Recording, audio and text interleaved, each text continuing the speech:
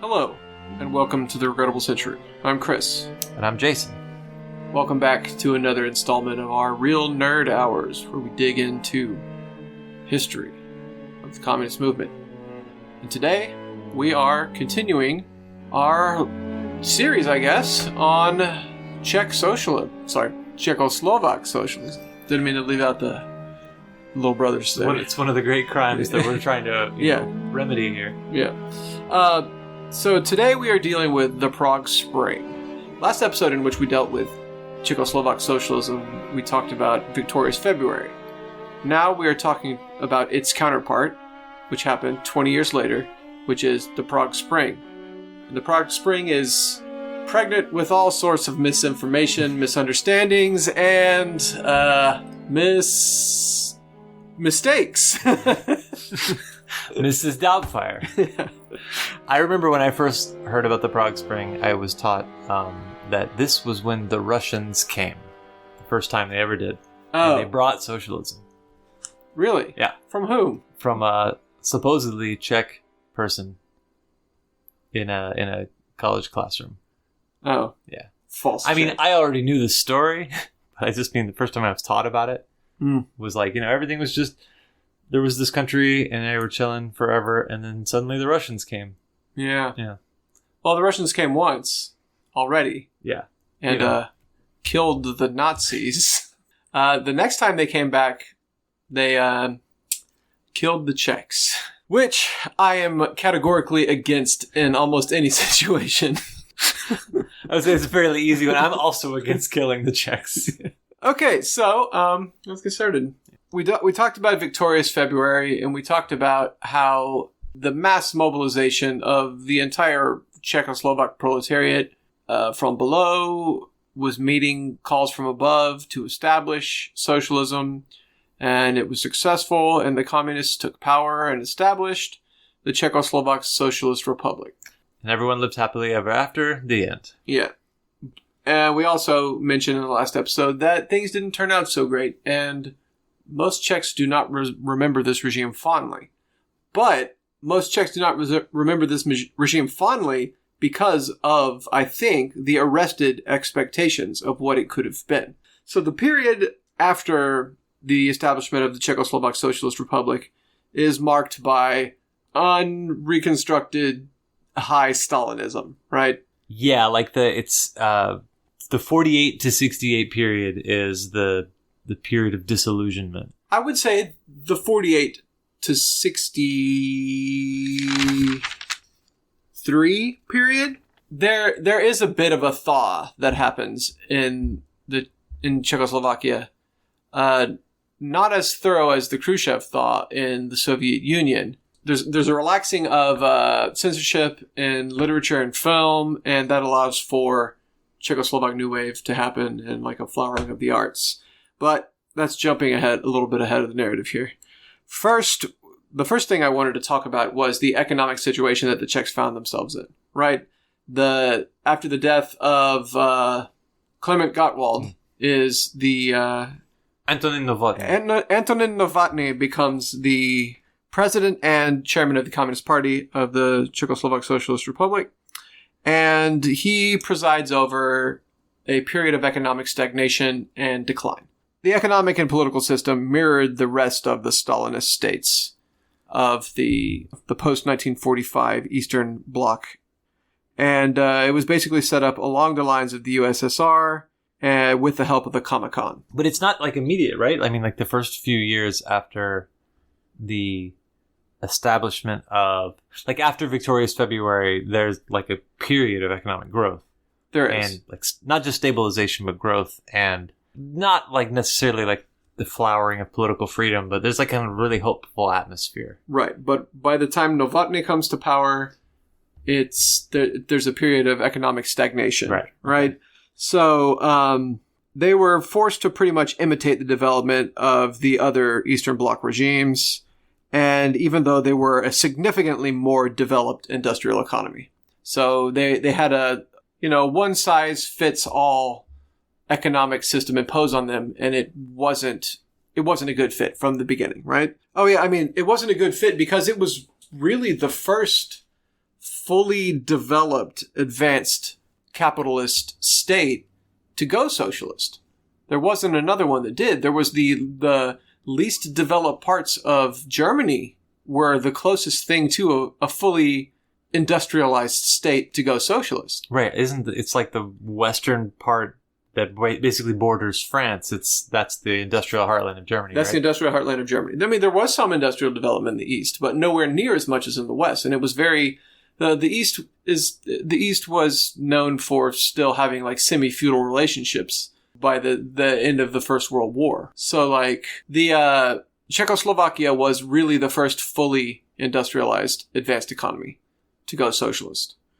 And it really, and like we mentioned last time, it's sort of the only revolution that happens along the lines that Marx and Engels talked about what a socialist revolution would look like. Yeah, it's the mobilization of the entire proletariat and large swaths of the laboring population and, huge sections of the sympathetic sort of middle classes. And it's both, it happens in parliament and on the streets. It's armed and it's also peaceful.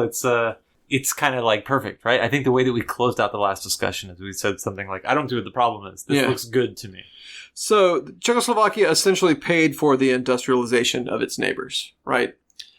Which doesn't sound so bad, except for that you have to think about this as a very exploitative relationship, where Czechoslovakia was sapped of its resources, its manpower, and its material goods, to the point where the Czech firms that were producing this equipment for the Soviets didn't even make enough money off of what they were selling the Soviets because they were forced to sell at such a low rate. They weren't even able to pay off the loans that they took in order to be able to produce the goods that they were selling. The loans that they took from the Soviet Union. Yes. Yeah, that sounds familiar. Yeah. So there was an emphasis on heavy machinery and metallurgy and mechanical engineering that threw the economic balance off. And Czechoslovakia became the arms, heavy machinery, and raw material source for the entire Soviet bloc and many of its affiliated third world parties. So most of the weapons received by third world liberation movements in the 1950s and 60s came from Czechoslovakian factories. Which is a point of pride, in a way. So after about 15 years of this ineffective bureaucratic control of the economy, the Czech Communist Party began to realize that economic reform was a matter of life and death. And they started thinking of kicking around ways to be able to deal with the looming crisis and stagnation. Like at the time that this was decided, national income was falling and bucking a trend of rising national incomes in the rest of the Eastern Bloc. It was the first of the actually existing socialist states to have negative growth. Wages fell, and there were scarcities of consumer goods, and Czechoslovak workers were working harder than ever for less than ever, right? This is the exact opposite of what they fought for in 1948. And I've seen this kicked around that the Czechoslovak state at this time under Novotny was one of the worst and most repressive regimes in the Eastern Bloc. I've definitely heard that. They're they're like the most Stalinist communist party in the Warsaw Pact. In the 1950s and 60s. Yeah, like after Stalin's death. De-Stalinization doesn't come to the Czechoslovak party. Well, it comes late, right? So it's embraced pretty quickly by the Germans because, they have a uprising, or they have a wave of strikes in 1953, immediately upon Stalin's death. Yeah. So they're just like, well, let's not antagonize these people. So they kind of just chill out. And the Czechs don't. And Novotny was an unreconstructed Stalinist. He actually opposed the Khrushchev reforms. Well, and also I think, for a while, because they were still kind of doing well, in the early 50s, the need wasn't felt quite as greatly, I think. Yeah.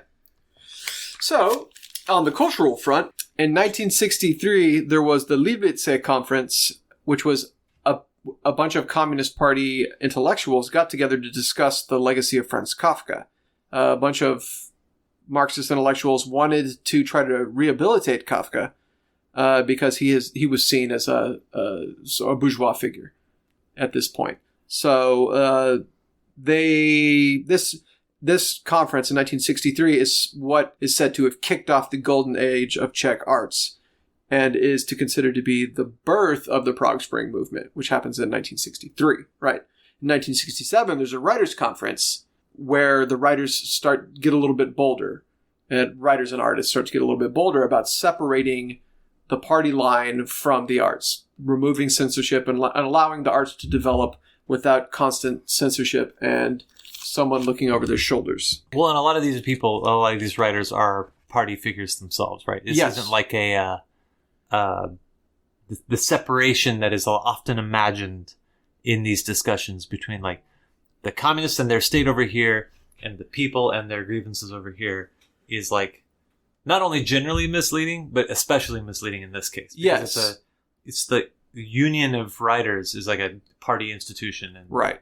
All of these people are like recipients of some kind of Lenin Prize or whatever. And they're like loyalists. The text specifically mentions that these are Marxist intellectuals. Yeah. Right. So they're definitely pro-Czechoslovak socialism. Just like the whole working class. Just like the entire working class, right? So, Alexander Dubček. So, Alexander Dubček was a Slovak communist that... Oh, and one of the things I wanted to mention, too, is Novotny and Dubček, all these guys were communists from the beginning. They were communists underground during the Nazi occupation, and Novotny actually survived the Mauthausen concentration camp because he was caught by the Gestapo, tortured, and sent to Mauthausen. Oh, I didn't know that. Yeah. I mean, like, a lot of the communist rulers who rules with such an iron fist and so repressively after the establishment of the actually existing socialist states in Eastern Europe were victims of Nazi persecution. Yeah. I mean, like, unless it was like Dimitrov got to live in exile in the Soviet Union in Bulgaria, right? But even like Tito and Gilas and all these people, they all fought in a partisan war. But yeah, like it's repression and war. That's like their whole young lives. Yep, and that hardens a person. Well, and I think being in a concentration camp would harden anybody. Yeah, exactly. Or break them psychologically. But also, tell me if I have this right. Dubček is a lifelong communist. He actually lives in Kazakhstan for a little while and helps run a cooperative that makes machine tools or something. As part of like a early Soviet industrialization plan for non-industrial areas is to bring people with technical skills into the country from outside. It's like like a call for engineers or something. I have like vague recollections of this from a biography I read of Dubček like 15 years ago. But he's able to do that because he's already a communist. He has been basically his entire life. I mean, even someone like Gomulka from Poland, he was in prison during the imprisoned by the Pilsudski. Yeah, he was imprisoned by the Pilsudski regime and got out of prison when the Nazis invaded Poland and basically took part in the defense of Warsaw and went underground during the Nazi occupation and rebuilt the Communist Party, which had been completely decimated by Stalinist purges. Yeah, I think that's an important thing to start off with because this is a much more critical discussion than the 48 discussion. Mm-hmm. And we shouldn't pretend like every European leader got to live the same comfortable life that de Gaulle got to live in exile. Yeah. I mean, like, I think that it would be far too idealistic to say that these people were just infected with Stalinist ideology and that's why they were repressive. I think that it unfolded in different ways in different countries because of the material conditions that existed there. Of course, ideology plays a role, right? And that is, I think, what will play an enormous role in the reaction to the Prague Spring, which we'll talk about in a minute. But, all right, let's move on. So, Dubček was a Slovak communist, lifelong communist. He saw that the precarious place the Republic was in, and he sought to revitalize the Czechoslovak system while still remaining aligned with Moscow. He challenged Novotny on the floor of a meeting of the Central Committee, and with immense popular support, ousted Novotny and became the chairman of the Communist Party. That's already kind of an important little detail of this story is that in this exceptionally repressive environment, a reformer with popular support was able to, become the leader when nobody had to die in the process, right? So, like, just to establish our parameters a little bit, like, even at its worst, it doesn't really sound as bad as the way that you're taught that it is. It's funny too, because Novotny, whenever Dubček calls him out, he summons Brezhnev to Prague. So Brezhnev comes and tells them, he hears both sides of the story and says, quote, "This is your affair. I shall not deal with problems that have arisen in your country." Which is very non-Brezhnev-like, if you've ever heard of the Brezhnev doctrine. So, on January 5th, 1968, Dubček becomes the first secretary of the KSC and immediately embarks on his radical reform program. He proposed opening trade with the other socialist countries because trade within those countries was restricted by what was directed by the Soviet Union. He proposed opening trade to try to find the best trading partners for the things that were needed in order to more efficiently trade, and opening trade with the West, giving preferred partnership to socialist countries, but opening trade with the West where things were needed or where there was a market for things that they could export. Which the Soviet Union had. Soviet Union had. I think that's an important thing. Yeah, that's an important thing to remember, is a lot of the stuff that Dubček wants for Czechoslovakia is stuff that the Soviet Union already has. Yeah. But is restricting its partners from having. The CSSR can't trade with Poland, and the Soviets can. And they can't trade with West Germany, but the Soviets can. Right. And the Yugoslavs can. Yeah. Because they're not part of the Warsaw Pact. Exactly. He also argued for allowing a small amount of low-level private enterprise along the lines of what existed in Yugoslavia. That's like single person, like going into business for yourself, basically. Right. And that's actually one of the scary things to the hardline Stalinists is Titoism. Yeah. And so the Prague Spring is seen as Titoism taking root. That's right. Oh, hi. Hi. So Lucy's here to get a snack. Hi, stupid little baby. Okay, so... And he also proposed a 10-year plan to transition to an actualization of the already nominally existing multi-party democracy, basically the National Front. Right, yeah. So I read an article from the 70s, 79, I think. And they talk about, with no context, they say that part of the action program, because Dubček's proposals get codified, right, into the Communist Party's action program. Yeah. For the year 1968. And they describe it as a slow transition to a multi-party democratic system. Yeah. Which makes it sound like he's proposing to adopt Western European parliamentary politics as the formal which they explicitly state they are not trying to do. Instead, they're talking about the Fatherland Front, which is a collection of... Fatherland Front is Austria, the fascists in Austria. Oh, The National Front. The National Front. Oh, okay, sorry. The Fatherland Front was the Heimwehr and the Austrian... yeah. Okay. These proposals to turn the National Front into...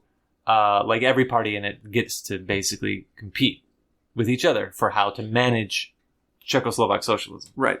Because every organization in the National Front is officially a socialist organization. Right. It could be Christian socialist or social democratic or communist or whatever.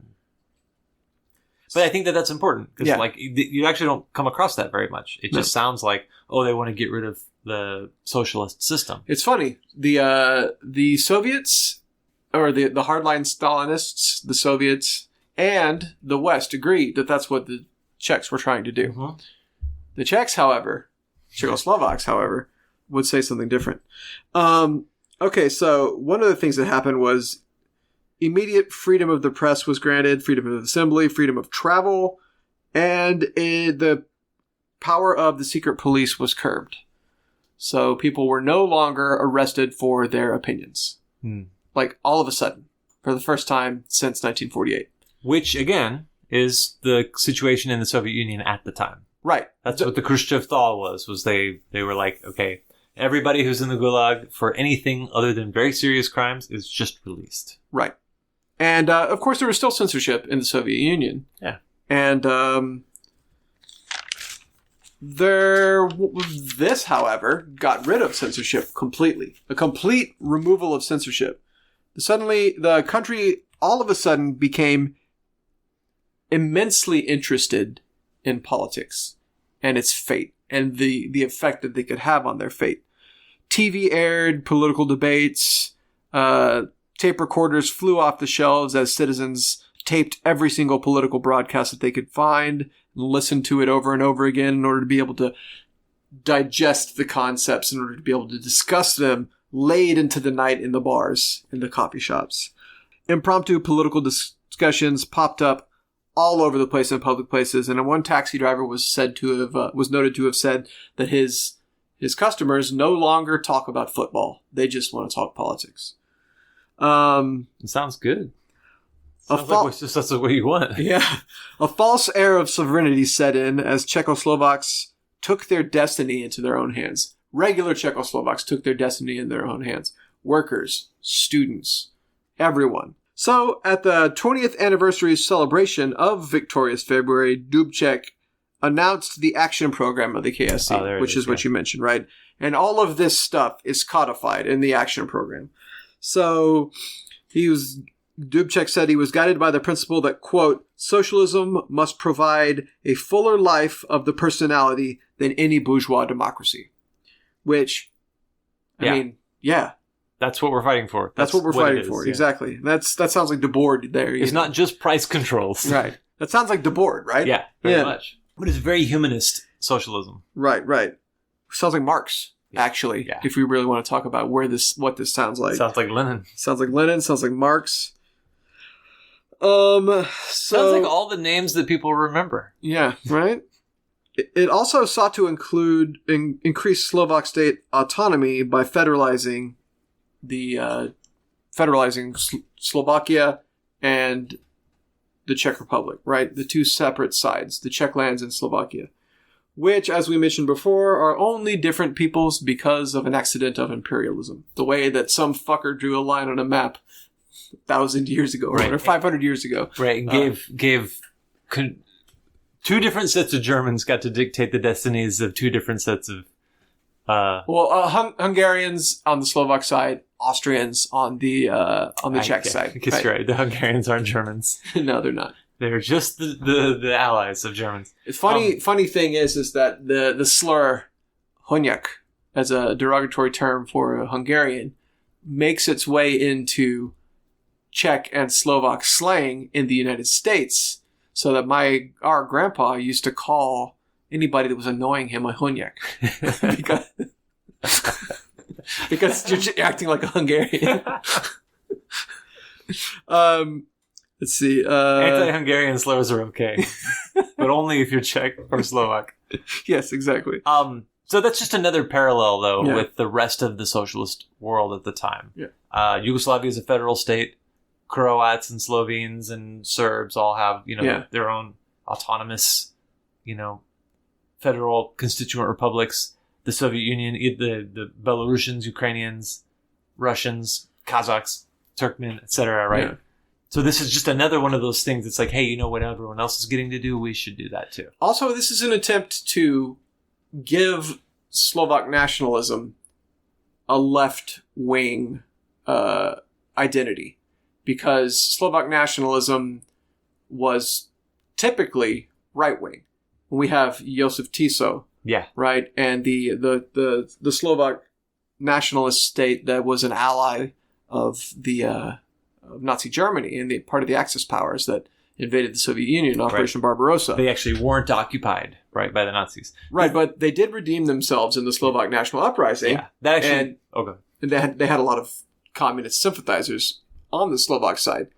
But, Tomáš Masaryk, the first president of the Czechoslovak state, was a Slovak. Right. And there was a lot of sympathy for the Czechoslovak idea of a nation on the Slovak side as well, but there was that undercurrent of Slovak nationalism. Well, sure. I mean, if the capital of your state is Prague, right? Yeah. It's west in the Czech lands. Yeah. The short term for Czechoslovak is Czech. Yeah. Right? Yeah, we keep making that mistake too. What's interesting too is like even within the Czech lands, not everybody in the Czech lands is Czech. Like our family's Moravian, like which is not Czech. Moravian is distinct from Bohemian, which is Czech. Right. Bohemian means Czech. Czech means Bohemian.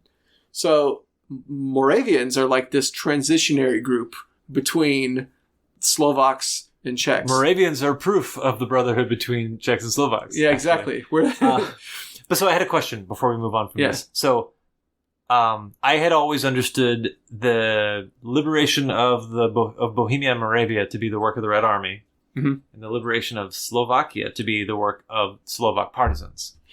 But I recently, I think in kind of preparing for this series, I learned a little bit more about the Czech resistance, and there is also an uprising in the Czech lands. Yes. Now that's obviously supported by the Red Army, but so is the Slovak National Uprising. The Slovak National Uprising, Slovakia had its own army that was actually participating in Operation Barbarossa. Right. And the Slovak National Uprising was a military uprising supported by Slovakian partisans and the people, like the resistance network that existed. The Czechoslovakian resistance network existed in both sides. Right, okay. But mostly the Slovak National Uprising was the Slovak military. In the Czech lands, because of the direct occupation and control by the Nazis and the collaboration government, the resistance was completely underground. And the resistance network manifested itself in the Czech lands. It culminated in the Prague Uprising. That's what in it was. 1945. Okay, yeah. And the Prague Uprising in 1945 was successful in driving out the Wehrmacht. And the Wehrmacht left. They actually signed a ceasefire and withdrew from Prague. But the SS stayed and continued to fight. So the Czech partisans in Prague battled the SS until the Red Army showed up. So it was a project of self-emancipation that was, of course, finalized by the arrival of the Red Army. Yeah, and when the Russians came. But so this is important to remember. The way that the Red Army is remembered before 1968 and after 1968 are completely different things. Because when the Red Army rolled into Czechoslovakia, it wasn't like they were rolling into East Prussia and Germany, where they were raping and pillaging and destroying. They came as liberators and they were seen as liberators, and they left almost right away. Okay, no, that's an important thing. That contextualizes the need for Slovak autonomy within a unified Czechoslovak state. Yeah. Lest the independently existing Slovak, previously existing independence reassert itself. Okay, so another one of the things that was part of the action program was the workplace democracy being implemented the way that it was in Yugoslavia. Oh, yeah, like self-management. Yeah. Self-management of workplaces. Like I was reading in the action program that they describe, I think they describe the 1950s as a period of the consolidation of national property and workers' cooperatives. Yeah. And then they say now the new stage that socialism has to enter if it's going to continue to develop is about basically extending sovereignty. The document is great. It's a really good document. It is. It's 75 pages long though. Yeah. I read the first 30 pages of it and skimmed the rest. Well, there's a lot of summaries of it that describe it in really bad ways. Like exactly. They describe this as like a liberalization, as if to say privatization, make it easier to fire people or whatever, getting rid of job security, rather than putting management in the hands of the workforce. Right. When liberalization is used, it should be in the sense of liberalization of the political system, not the economic system. Yeah. Right? I think that allowing small-scale private enterprise to exist might be seen as a liberalization, but no more so than any of the rest of the Eastern Bloc. Small-scale private enterprise existed in the Soviet Union after Khrushchev as well. Yeah. Also, the entire time Lenin was alive and the first 10 years of Stalin's administration as well. And the entirety of the existence of... Also, the entire history of the People's Republic of China. Like, at no point does... Cuba. Yeah. Yeah. I think if anything is a threatening liberalization, it's the ability to the ending the Soviet monopoly on foreign trade. Right. But a sovereign state would have its own monopoly on foreign trade, right? It would have the right to trade with other countries. You know? I mean, by the time you get to like the 1980s, East Germany has this, right? Yeah. And so several other states do as well. It's just it happened too soon. Well, if you look at the 1980s, you might say it actually happened too late. Oh yeah, absolutely. Let's see. So workers began to take control of their workplaces and gain a stake in what happened at their workplaces, right? Politics began to move from the intellectual to the popular sphere. So the period between 1948 and 1968 can be seen as a rule by intellectuals. That was one of the things about the Czechoslovak state that was so interesting to me. The movement for Victorious February was the wholesale involvement of the Czech intelligentsia. It wasn't like the Czech intelligentsia sided with the bourgeoisie and the workers sided with the socialists. Both sided with the socialists. Yeah, like you hear a lot of references to the well-established socialist culture in both the Czech and the Slovak lands. Yeah. And that's a really good proof of it, is that all the young artists and writers and doctors and lawyers and all the people who are like interested in their country's future, they're like what did we talk about with the Victorious February discussion? Is like that foreign observers were like, why isn't anyone coming to the defense of capitalism? Like, what's going on here? Yeah. And it's like something like 20,000 people do out of the whole population, maybe. I forget the number, but it was 5,000 students marched against the communist takeover. Yeah. Against the whole rest of the country. I have a note here that says Dubček specifically opposes the establishment of any political institution standing outside the National Front. Right. So that's just unambiguous. That 10-year drift to a multi-party system doesn't mean opening up the creation of a non-socialist parties, just competing socialist parties, which is, that's what we call democratic socialism. Right. So Moscow started to become worried about what was going on. But initially, what's his name? János Kadar of the Hungarian People's Republic supports Dubček initially, right? And Tito supports Dubček initially. And Tito continues to support Dubček. But once the criticisms by Czech media of the Soviet system start to reach the ears of people like Gomulka and Brezhnev, then the rest of the bloc starts to become worried about what's going on. So Kadar starts to become worried about the possibility of another Hungary in 1956 situation. And there is the establishment of what comes to be called the Warsaw Five, which includes Poland, the USSR, Hungary, Bulgaria, and East Germany. They meet on the 23rd of March in Dresden to discuss the situation. So Dubček is summoned and questioned and made to give assurances that counter-revolutionary language would be curbed. So, of course, Dubček was like, yeah, sure, no problem. And left with a false sense of everything being okay. And he could continue on with his program. Now, they were allowed to continue to carry out their program as long as it didn't challenge the basis of the communist system, which it didn't. Which is the collective property relations. And it didn't. So the Czechoslovak Communist Party thought everything was okay. I have a tell me if this is right. I wrote this note that says the Warsaw Pact leaders declared specifically that they would only take further interest if a bourgeois parliamentary system was being set up. Right. So in May, Operation Progress was launched. So as soon as Brezhnev was given assurances that they would curb counter-revolutionary language and they They wouldn't oppose any of the basic fundamental principles of communism. The Operation Progress was launched by the USSR, in which the KGB infiltrated pro-democracy movements of Czechoslovakia and attempted to subvert them. In July of 1968, the Soviets attempted to negotiate away the Prague Spring because they didn't like the way things were developing. Several months in, they really didn't like the way things were going.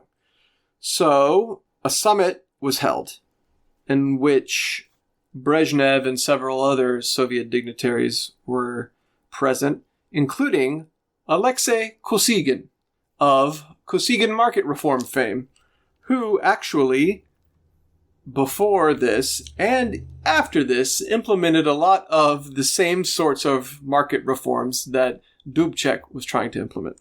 But none of the political reforms. Right, exactly. So, Dubček attended, of course, as he was required to, and protested and defended his reforms, and promised loyalty to the Warsaw Pact, and promised to curb the anti-socialist tendencies and prevent the revival of the Social Democratic Party, which was one of the key things that Brezhnev was worried about, and to curb criticism leveled at the Soviet system by the press. The biggest thing that the other Warsaw Pact, the Warsaw Five, had a problem with was allowing freedom of the press. That was the thing that they could not understand and could not countenance.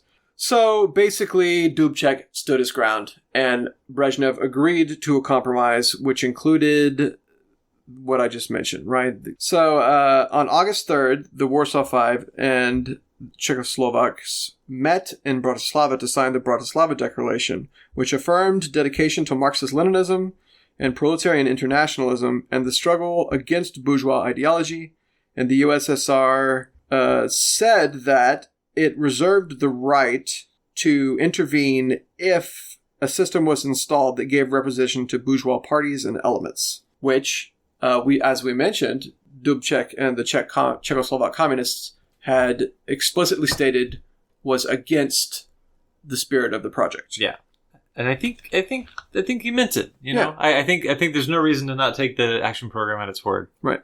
It was conceived of and implemented by a bunch of communists. Yeah, by the ruling party. Not even like in '56 in Hungary, where there's like a clear reform faction that takes over completely and kicks out the old guard. It's like generally agreed upon. Let's see. Not universally agreed upon, but right. it doesn't require purges in order to. No, I mean it was inter-party democracy. Yeah. Yeah. So the USSR immediately begins to plan the invasion upon leaving the Bratislava conference. Like liars. Yeah.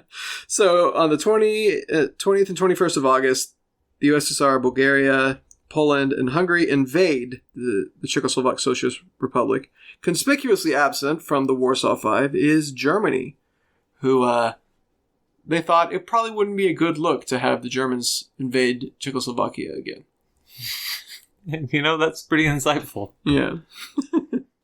200,000 troops and 2,000 tanks. And immediately upon the invasion, the communist world goes into turmoil. Tito condemns the invasion, Ceausescu condemns the invasion, and Mao condemns the invasion. Famously, Castro is full-throated support for the invasion. Which is funny because like Mao and Ceausescu are not the humanist figures of the 20th century. Yeah. And Castro very much is. Yeah. But Castro is also like a staunch Soviet loyalist. And utterly dependent upon the Soviets for his continued existence. Whereas Ceausescu wants to be like North Korea.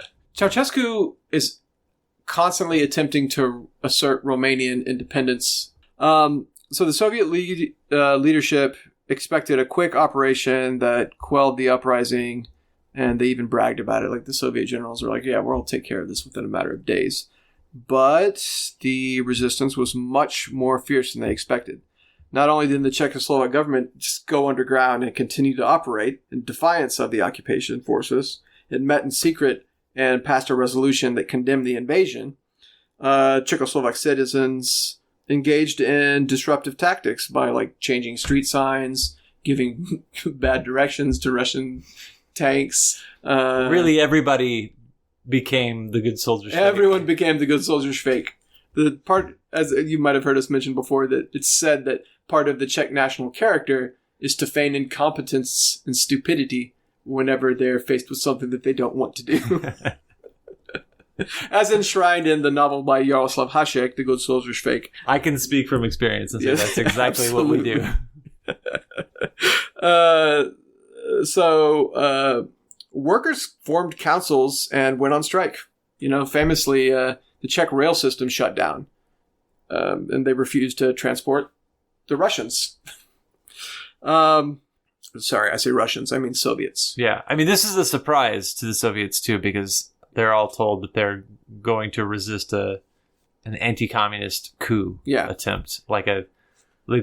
It's something like there's a faction trying to reassert fascist control in break up the Warsaw Pact or something. There's one of the things I want to mention too, and I keep saying Russians here, and that's because the literature talks about it like it's the Russians that are doing this, right? Yeah. Not the Soviet Union, which is a multi-ethnic conglomeration of republics.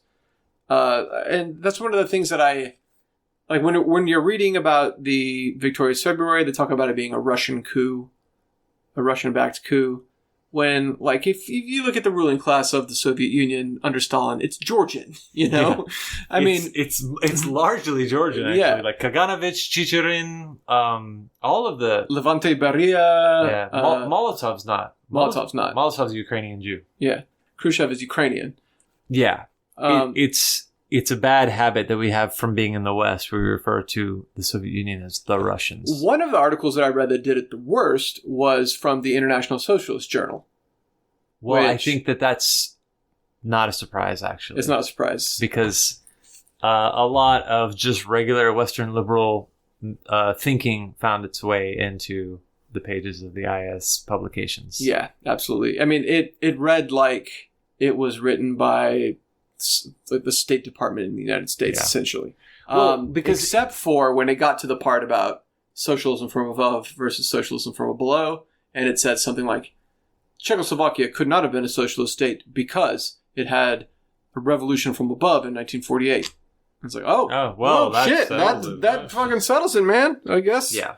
Yeah. But look, if we acknowledge, and I think we have to, right, that the Soviet Union is a plurinational, multi-ethnic state, it just makes everything more complicated. And that's important. We should be complicating things because we shouldn't be pretending like what's happening what happens in 1948 and 68 and 2014 in Crimea is all the same thing. Yeah. And that's exactly what, if you talk to any of these people now, that's exactly what they say is happening. The same line that the actually existing fascist militias in the Ukraine, such as Azov Battalion, Right Sector, and whatnot, which by no means make up a majority of Ukrainians, whatever. Yes, I know that. That's the same exact line that they use, that Catherine the Great, Joseph Stalin, Nikita Khrushchev, who's Ukrainian, by the way, Brezhnev, Yeltsin.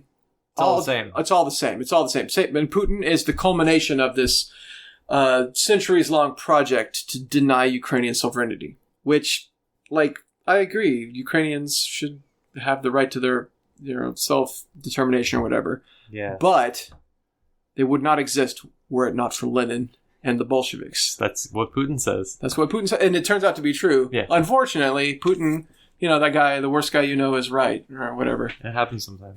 Anyway, this sort of a digression. The whole point being that a lot of the literature that I read about this leading up to this is written from a very anti-Russian perspective. Yeah. And I guess that works if you believe that if you speak a language, that makes you part of that ethnicity, right? But anyway, so, like I mentioned, Czechoslovak citizens engaged in passive resistance and violent resistance.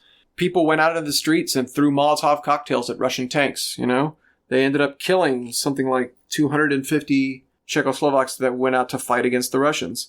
Dubček said, stand down, don't fight with our comrades, and told people to just, there's nothing we can do. We can't secure our borders. We're going to have to negotiate our way out of this. That was broadcast all over the place, and people didn't really listen. The thing began to take on a life of its own. Workers began to form workers' councils and go out on strike. Radio Prague broadcast defiant messages even after shut down by Soviet troops. They started broadcasting from hidden locations and moving around so that they couldn't be kept down. There were workplace occupations. There were, anarchists like to talk about how this is the birth of Czech anarchism because mutual aid networks are formed. I like to talk about how this is a long tradition of Czech socialism in which mutual aid has always been a part of it. Right. Going back to before there was a Czechoslovak state. Right. Go back to Austria-Hungary. Right. So it's like mutual aid networks, violent resistance, passive resistance, strikes, workplace councils, just the full flourishing of resistance. And like really clever monkey wrenching, like taking all the signs down except for the ones that point back to Moscow. Exactly. Or renaming all of the villages Svoboda, which means simultaneously freedom in Czech and Russian, and also was the name of one of the members of the Central Committee that was seen as a reformer, and as Dubček, renaming the villages and streets and bridges, rivers, Dubček and Svoboda, like all over the place. So the Soviets didn't know where they were. But also to let the average Soviet soldier realize that he's up against a whole people and not some small clique of fascist usurpers. Yeah. Which I understand to have been extremely demoralizing for all the Warsaw Pact troops, because it's like 3/4 Soviet troops, but there also are Hungarian and Polish troops. Yeah. Yes. There's several instances of Czechs meeting Soviet troops and speaking to them in Russian and being like, "Comrade, what are you doing here?" One's like, "Why are you trying to smash Czechoslovak socialism?" And the Russian was just like, "I'm just here to fight the fascists." Yeah. Which, I mean, has been cynically used and still is by the ruling parties in Moscow. Yeah, because it's a time-honored tradition to go fight the fascists. Right. This is there's a bunch of really cool photos of and by the liberals here at home too. That's right. There's a lot of photos of like slogans. Like my favorite one is Lenin, wake up, Brezhnev has gone mad. Yes, that's great. I like that one. Yeah. Just to illustrate the socialist Unfortunately, he nature. did not wake up. Unfortunately, he did not. He didn't. like the Simpsons episode.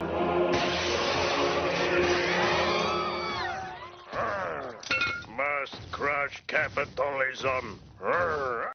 So, on the 25th of August, Soviet citizens protested in Red Square and were brutalized. As I mentioned before, Ceausescu opposed the invasion and he gave a speech to the Romanian people denouncing the USSR. Albania actually withdrew from the Warsaw Pact in protest, calling the Soviet invasion social imperialism. There was a huge scandal in Finland, which was aligned mostly, not completely, with the Warsaw Pact, and the Communist Party in Finland was delegitimized, and it started hemorrhaging members.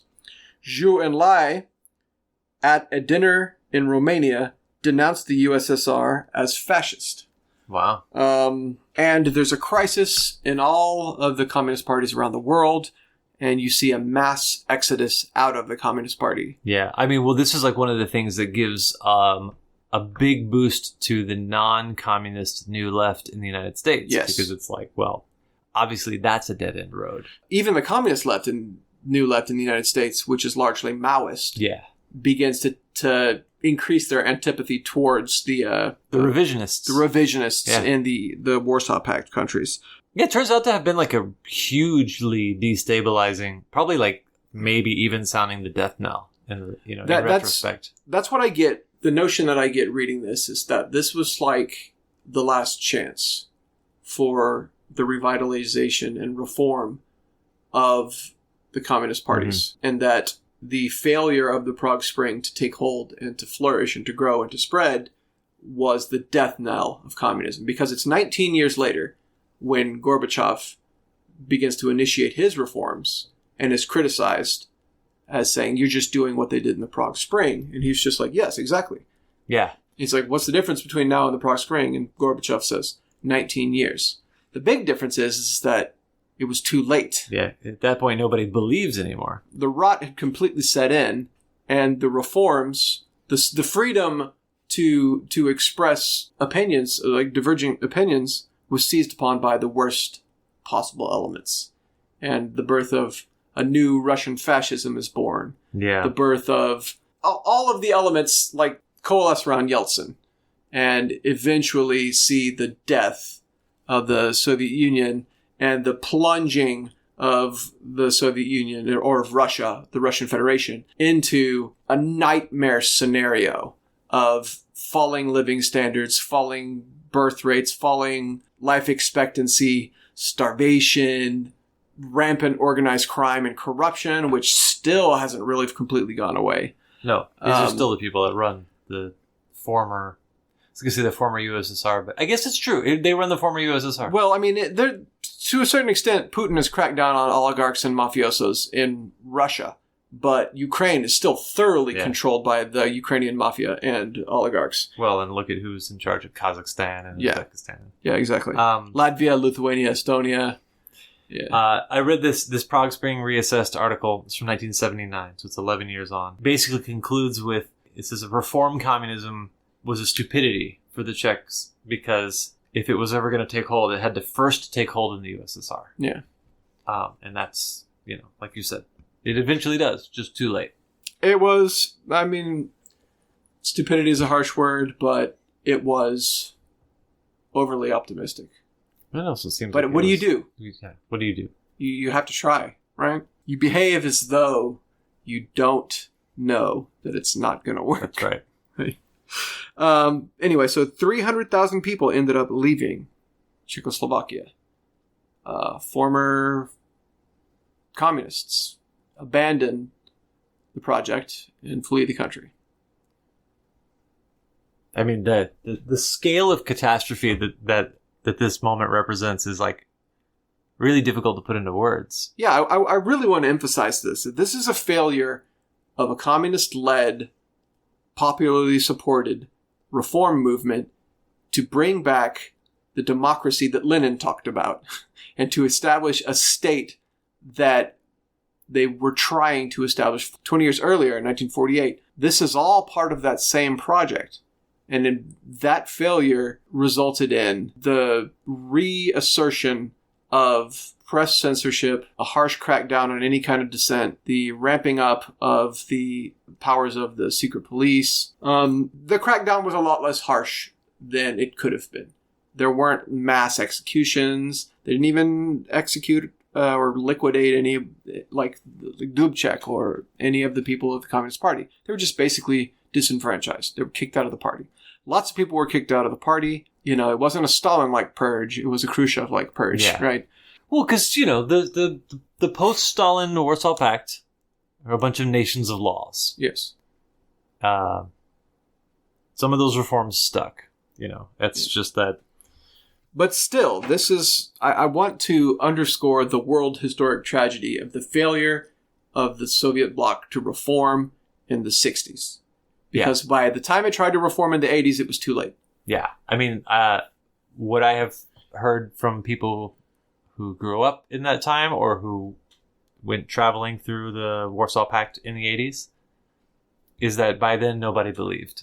Right. And how could they after this? Right. I mean, like the idea of bread lines that exist in the Soviet Union, it's funny that all of those, this idea that there's such a scarcity of goods that everyone has to wait in lines, that's from the 80s. And the 30s, right? Yeah. But there's this entire period where consumer goods are available. Yeah, living standards are rising. People remember Rákóczi, not Naj, the other guy you mentioned. Kadar, yeah. People today still remember that as the best period in Hungarian history. Yeah. I mean, the 60s, from like 63 to 68 is considered like the golden age of Czechoslovakia. Well, I mean, outside of the 1918 to 1938. Which is also considered a golden age of Czechoslovakia. It's a little easier to romanticize now. Yeah. But I read in this other article, what is it? Socialism with a Human Face article. It said it's some 750,000 people suffered some form of reprisal for supporting the Prague Spring. Which is to say, generally that was like you lose your Communist Party card, which means that you're basically dropped down to a second class citizen. Yeah. Yeah. 750,000 people is a lot of fucking people. Yep. That's how big the Communist Party was in 1945. 750,000 people. I don't know how big it was. 750,000 people experienced repression. 300,000 people flee the country. Yeah. 300,000 people flee a country of... Do you know how to do math? I know you don't. It's 4 million Slovaks and 9 million Czechs. 12 million people. Right. So, yeah, not just 300,000 out of 12 million, but it's the brain drain. It's 300,000 people who can emigrate easily. Yeah. Other countries will accept them because they are professors and engineers, so it really helps accelerate the stagnation too. So now when you go to the Czech Republic, most of the big cities, they've completely removed all of their monuments to the Red Army. You will not find a monument to the Red Army in Prague.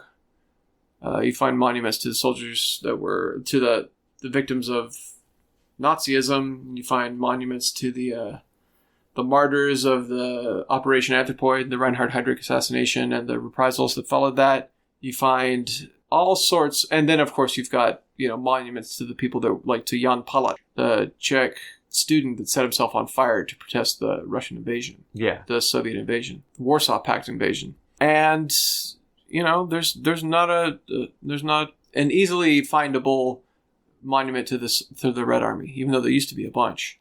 But you go to Brno.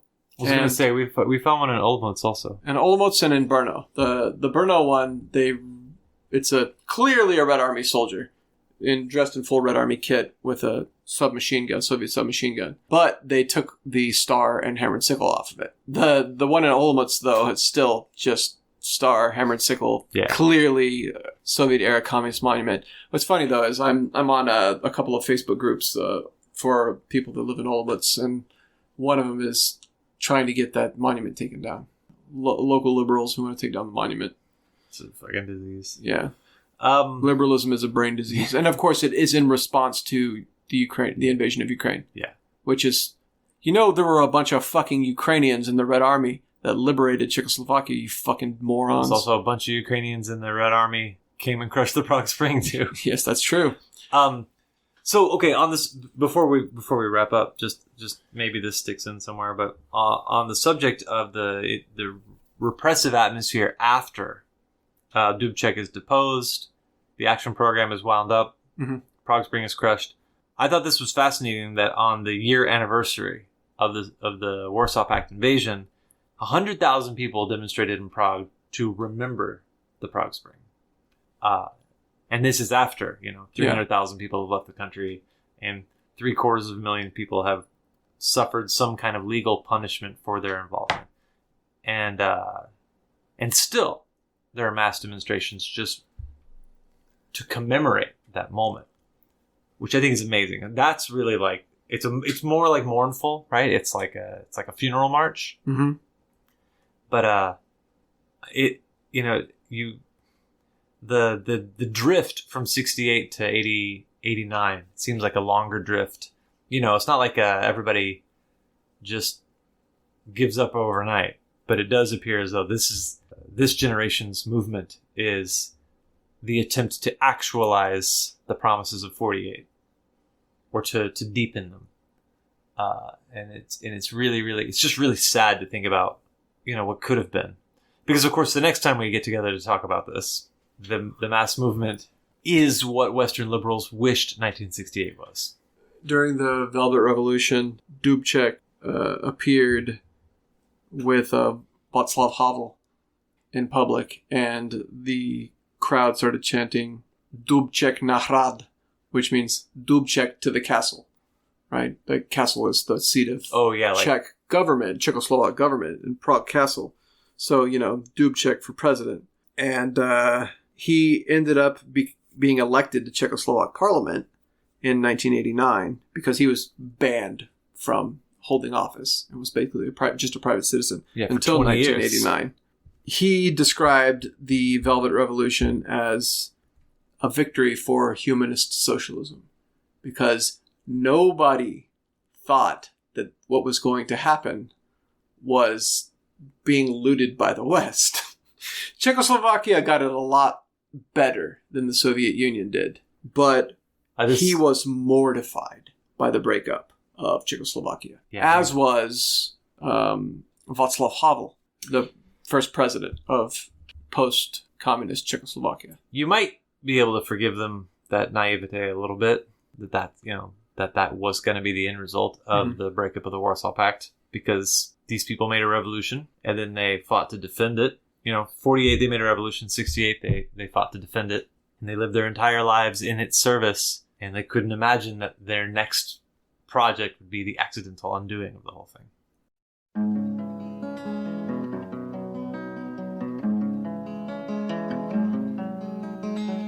V ponurém osvětlení gotického sálu kupčíci vyděšení hledí do misálu a houfec mordýřů si žádá požehnání. Vždyť prvním z rytířů je veličenstvo kat. Vždyť prvním z rytířů je veličenstvo kat.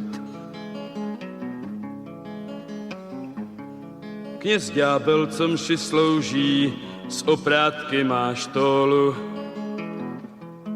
Pod fialovou komží láhev vitriolu.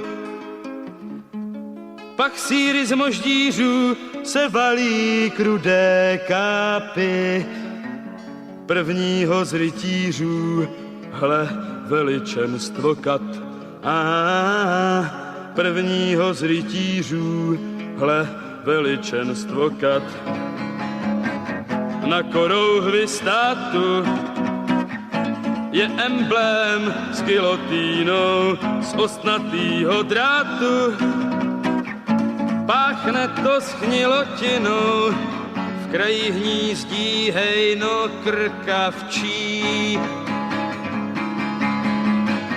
Lidu vládne mistr popravčí. Král klečí před satanem, na žezlo se těší. A lůza pod platanem radu moudrých věší. A zástup kacířů se raduje a jásá. Vždyť prvním z rytířů je veličenstvo kat. Vždyť prvním z rytířů je veličenstvo kat. Na rohu ulice vrah o morálce káže. Před vraty věznice se procházejí stráže. Z vojenských pancířů vstříc černý nápis hlásá, že prvním z rytířů je veličenstvo kat. Že prvním z rytířů je veličenstvo kat. Nad palácem vlády ční prapor s gilotínou, děti mají rády. Kornouty se zmrzlinou, soudcové se na ně zlobili. Zmrzlináře dětem zabili.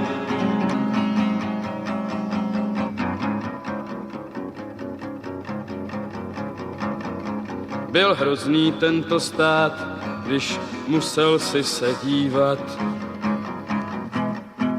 jak zakázali psát a zakázali zpívat. A bylo jim to málo, poručili dětem modlit se, jak si přálo veličenstvo kat. Modlit se, jak si přálo veličenstvo kat. S úšklepkem ďábel viděl pro každého podíl. Syn otce nenáviděl, bratr bratru škodil. Jen motýl smrti hlav se nad tou zemí vznáší. kde v kruhu tupých hlav tlí veličenstvo kat. Kde v kruhu tupých hlav tlí veličenstvo kat.